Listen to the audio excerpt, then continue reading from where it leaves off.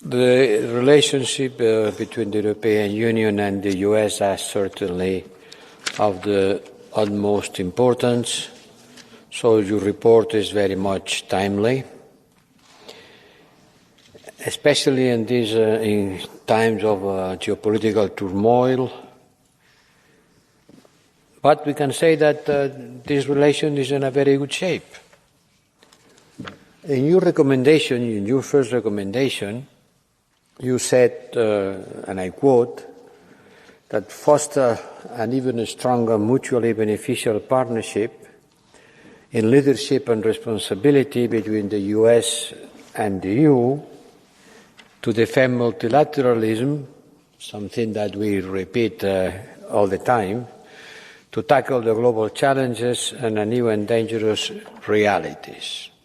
Yes, this reflects the roadmap for the EU-US partnership, a partnership that is more necessary than ever if we want to achieve our objectives. Take into consideration that our trade and investment relation is the most important relationship in the world. We are each other's main trading partner, and we are each other's the largest investors, accounting for 42% of the global GDP in 2021 in current prices. There is not another economic relationship as strong as the one that we have with the US or the US has with us. There are challenges in this area, but we are working in order to build constructively on them.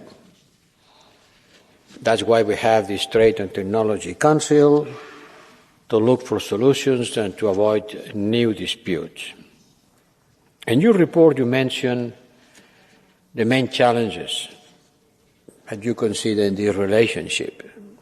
And I quote again, the multiple global crises, from the war of Russia against Ukraine and tensions in the Middle East, we have been talking a lot about it today, and an increasingly assertive China.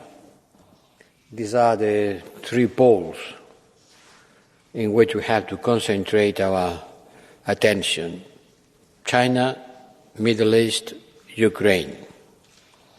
This is, by the way, the challenges that I mentioned last month to our ambassadors' conference during our year gathering.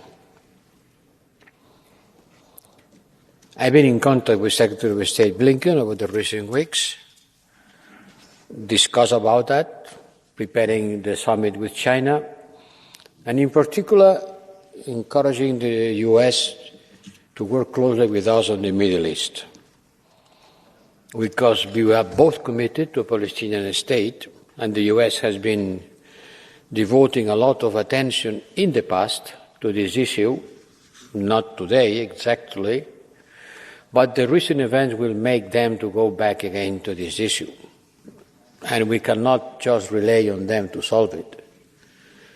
It's the whole international community that has to engage on trying to enable both Israelis and Palestinians to live in peace. I am also encouraged by your call for consolidating our multiple strands of engagement with the US.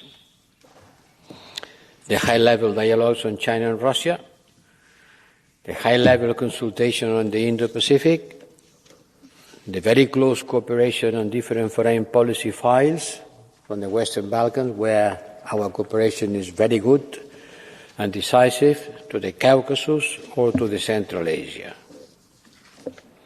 In particular, our dialogue on China, which Secretary Blinken and I launched in Brussels in March 2021, has been a dedicated bilateral forum to discuss our responsive to the, as I said before, a more and more assertive China. Both of us are very well aware that our interests are not always overlapping, but this consultation has been proving useful to compare where we go in our engagement with China. Your report talks about also cybersecurity, defense policy, counter-terrorism, space, non-proliferation, disarmament. We also have a formal and intense security and defense dialogue, which convened most recently in early December in Washington, D.C.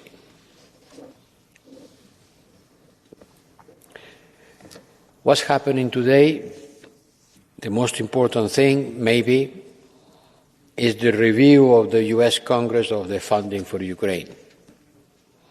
I know that the Ukrainians are very much worried by that, and it is important that we recall our unwavering commitment to support Ukraine, as we said, as long as it takes, not as long as it took, as it takes, not in the past, in the present, and in the future. Our efforts to help Ukraine defending itself against Russia's war of aggression has been part of our joint endeavour with the US from the first day of the full invasion.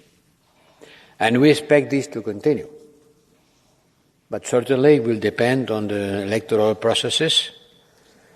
In November next year, we'll have who is going to be the next president of the US, and certainly it will be of utmost importance to define our cooperation and the engagement of the US with respect to the support of Ukraine. We expect this to continue. And I clearly support your clear message that our engagement in the Middle East must not be detrimental of our support to Ukraine. There are a lot of differences, but also a lot of coincidence or convergences on these two wars. And it is important that the fact that we have to face both of them at the same time be an important part of our US-EU relations. Thank you. Ďakujem pekne a poprosím teraz za poslanci klub Európskeho. Thank you so much. And now we have representing the EPP, Madame Zovko.